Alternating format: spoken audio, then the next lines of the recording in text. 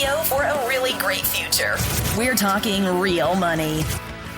Well, hello, friends, and welcome to another exciting edition of the Talking Real Money Friday Q&A podcast. I'm Don McDonald, and this is what I do. I talk about your dough, either on the radio or on a podcast, and I've been doing it for a very, very long time. I started in 1988. Wow. Which makes me officially old. I know. It's funny. This is totally unrelated to anything, but I was listening to a promo I did for our radio show back when we were just getting started on Como Radio in Seattle. And I listened to this promo and I went, oh my gosh, I sound so young. So I guess my voice is aging. I guess that happens along with the rest of you.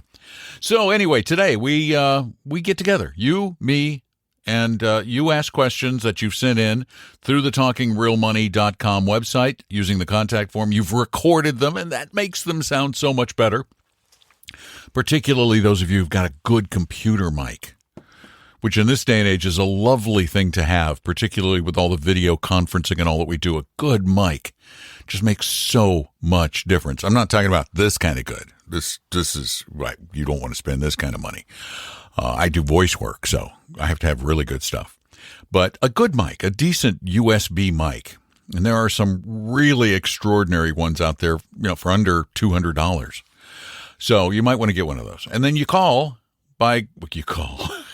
ask your question by going to talkingrealmoney.com, hit the contact form on, and I'm putting this together. This is going out on Cinco de Mayo, which I guess means Debbie and I, after we get this done, are going out for a pitcher of margaritas. Somehow that feels like it's in the cards. Okay, let's get started, shall we? I've got questions galore, like this one. Hey, Don. Brian here. My question is in regards to having your portfolio balanced, not just overall between all your accounts, which I know is a healthy thing to do, but also balanced between your pre-tax accounts and your Roth accounts. For example, I don't have any international in my Roth side of my accounts. All my international is on the pre-tax side, which are at two different brokerages. What I would like to do is start adding international into the Roth side. And I just want to get your take on asset allocation as an overall view of your portfolio as a whole, but also asset allocation within your Roths and asset allocation within your pre-tax accounts, and how you would go about balancing that. And if you have a preference on if you can keep the Roth and pre-tax fairly identical, or if that matters or not. Thanks for your time. You said it at the end.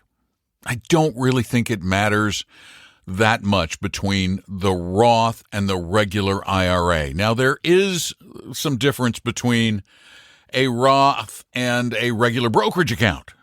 And the way you allocate assets really depends on your future tax situation. But generally speaking, you want those assets that would be taxed at your ordinary income rate to be inside one of those sheltered vehicles, and particularly the Roth, because it's totally tax-free.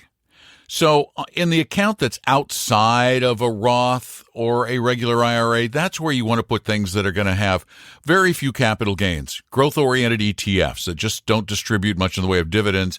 They don't have capital gains. And when they do, you want those dividends to be qualified dividends, and those gains to be capital gains, because they get taxed at a lower rate.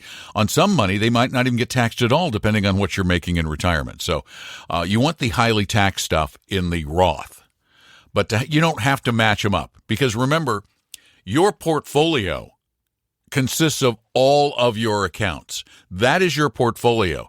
Then within each account, you have the proper investments for that type of account. But the portfolio is all of them together, so it should be balanced among them, not identically within them. Thank you so much for the call. I really appreciate it. And let's grab the next one. Came in through talkingrealmoney.com.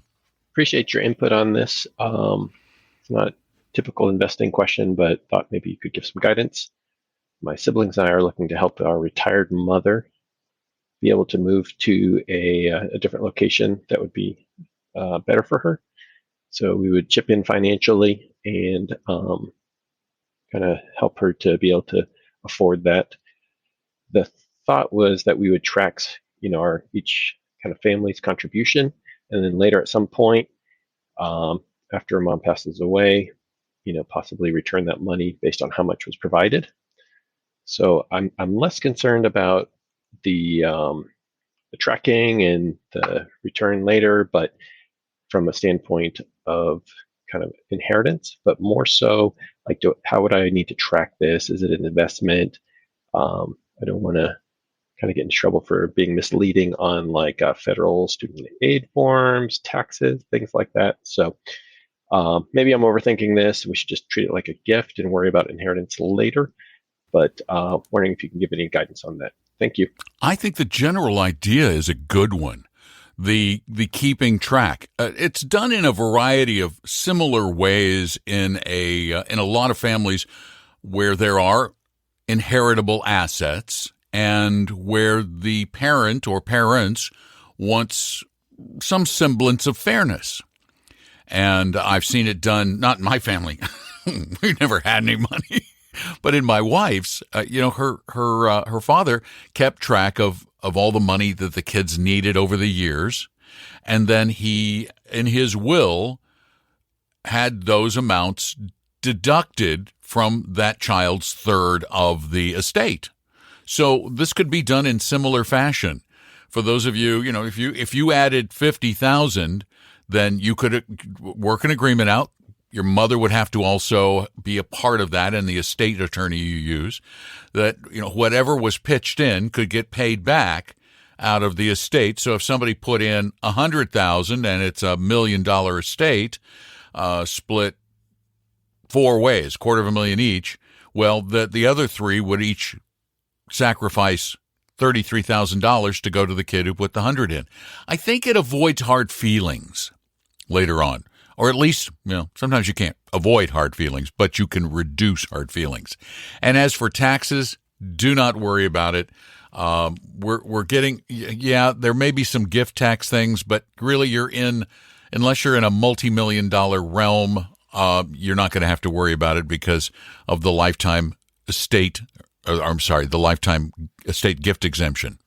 So I don't think this is a big worry. It's mainly having it written up properly from a probate perspective, and I assume one of you is going to be the executor, and that should probably be the one who keeps track. That'd be my guess. Thank you for your call. Remember, these calls, calls in quotes, come in through talkingrealmoney.com, and also you can call 855-935-TALK and ask questions that we will answer on the radio show on Saturdays along with your live calls. So a lot of ways to get your questions out here. And here's another one from talkingrealmoney.com. Hi, guys. I have a question about I-bonds. You said on a recent podcast program that the interest rates for the I-bonds were rapidly becoming less attractive. But I'm not clear on whether the interest rate that you get when you purchase the I-bonds remains the same until you cash them in. Right now, for instance, it's something like, it's 6.89%. And I'm wondering if that is the interest rate that I will get on my $10,000 worth of I-bonds going forward, or if when the rate goes down, will my rate go down? That's what I'm trying to figure out. Because I heard Don say that he was going to get rid of his when it was no longer a profitable investment. So I want to know if I need to get rid of mine too. That's my question. Thanks a lot. And thank you for the question. Yeah, it's a great question. No, you do not get the high rate for the entirety of your I bond, because these are 30-year bonds. Boy, would I love to have or to continue to receive the over 9% I got when I first did this. But no, they every 6 months, not when they change the rate, but every 6 months, depending on when you purchased, you will go to the new rate.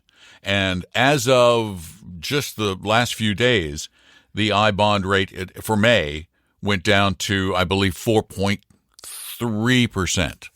So you'd get 6 point something for 6 months, and then everything, then that money that's in there plus the interest would get 4.3 for the next 6 months, and then you see what the new rate is. But you see, overall, because I've got some at 9 something and some at 6 something or whatever the rates were, I'm still going to be getting a decent rate on my money.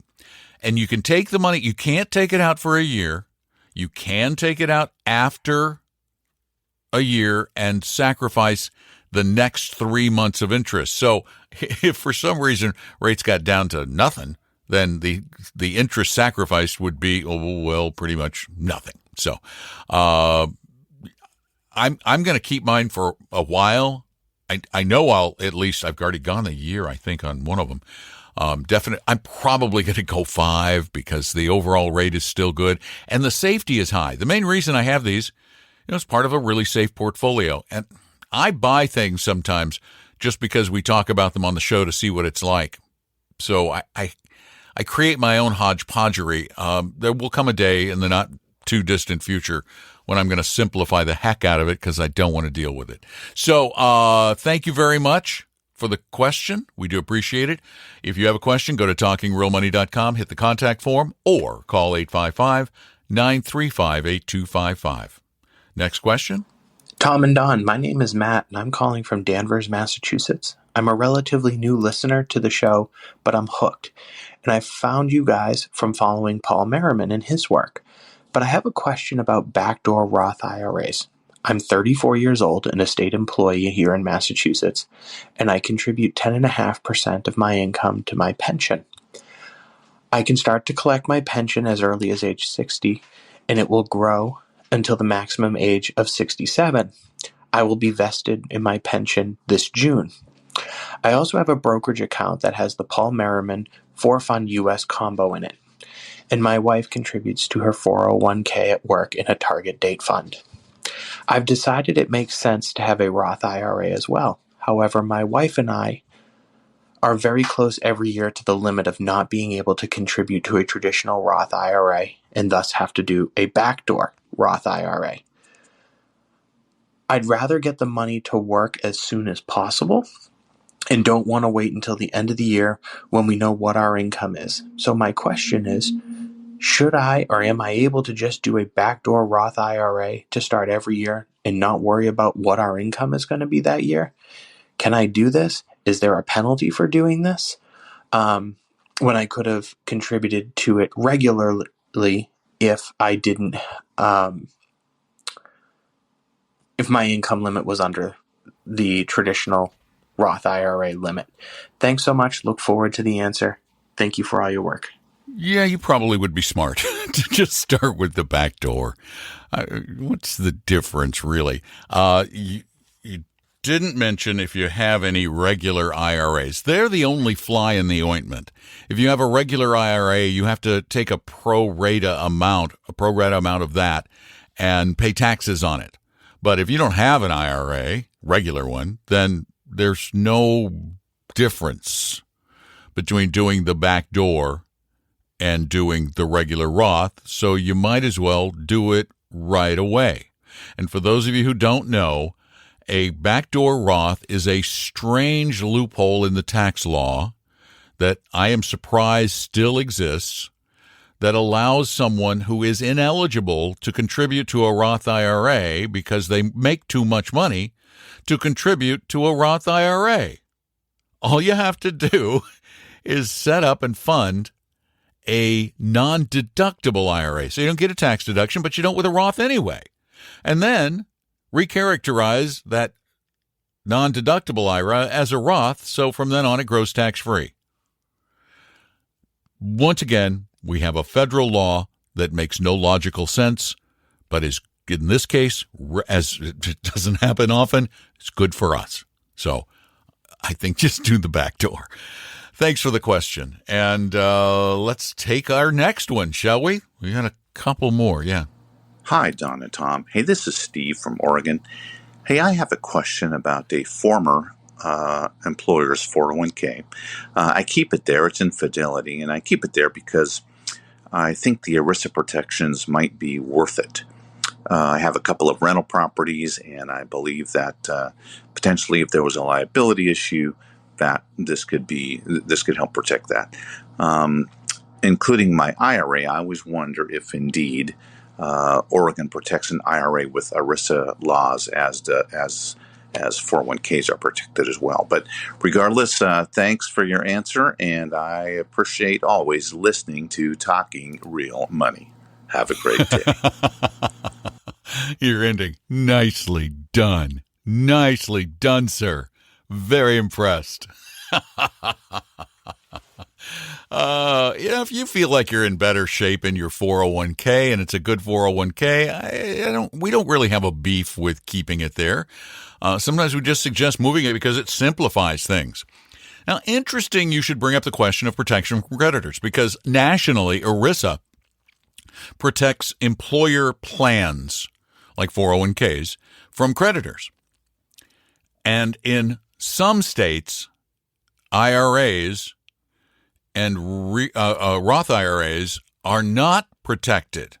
However, I was looking through the list of states where IRAs and Roths are protected from creditors, and it is longer than the list of those that are not.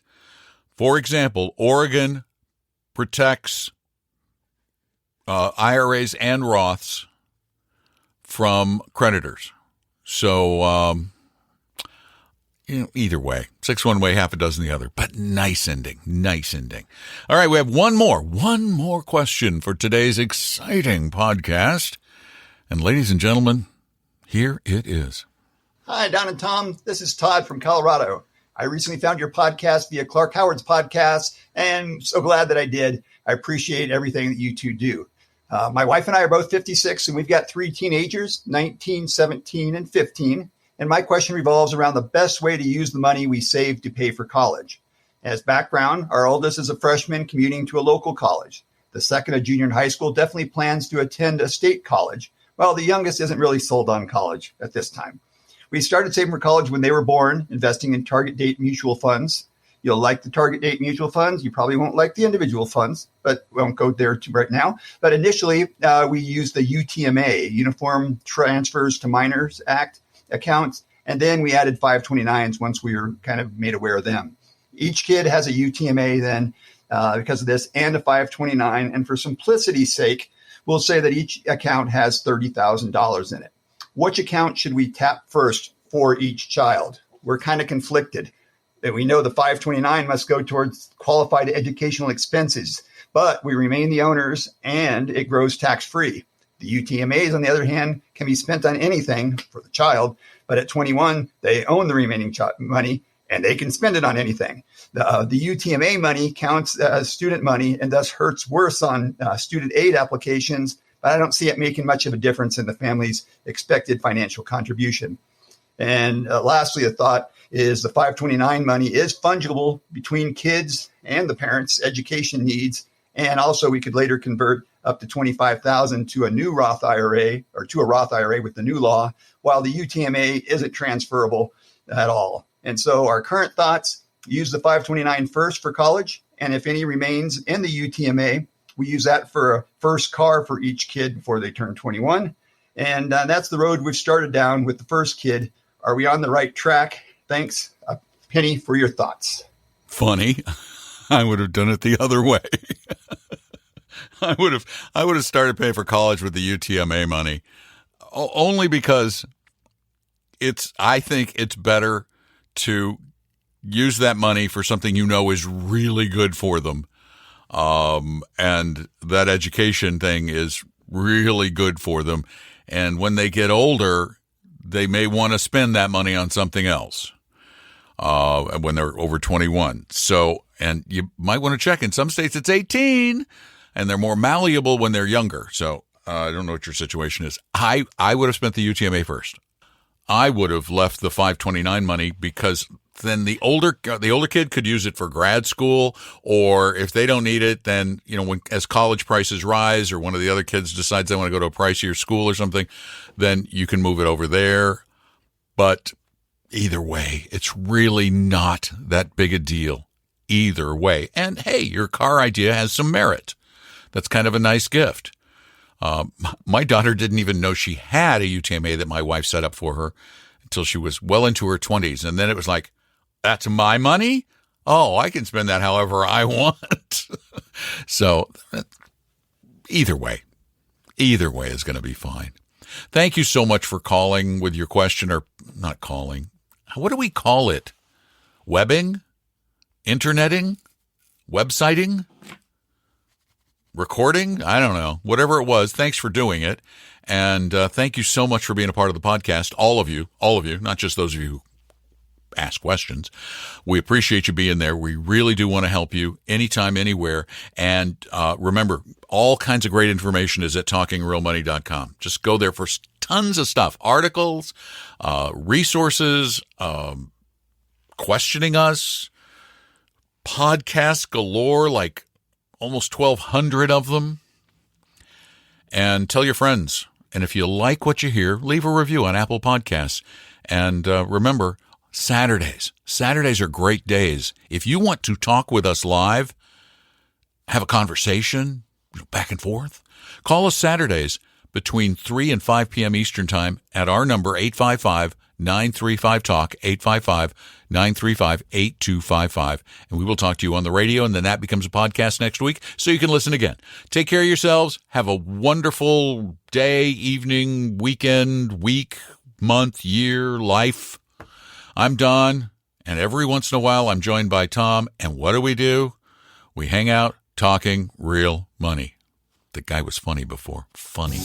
We hope you realize that the information provided on Talking Real Money is for informational, educational, and hopefully enjoyable purposes only. Providing personalized financial planning or investing advice takes time, so please consult with a really good fee-only fiduciary investment, tax, or legal advisor. We know a good one. Investing must always involve risk. In other words, you can and probably will lose money at times. Also, as much as you want it, no one can accurately and consistently predict the future. So past performance doesn't tell you a darn thing about what the future will bring. Unlike many other programs that say something similar, Talking Real Money is not trying to get you to buy or sell any financial products or securities. Instead, the program is provided as a public service by Appella Capital, a fee-only registered investment advisor. Thanks for listening, and please visit talkingrealmoney.com for more information and disclosures. Are we done now?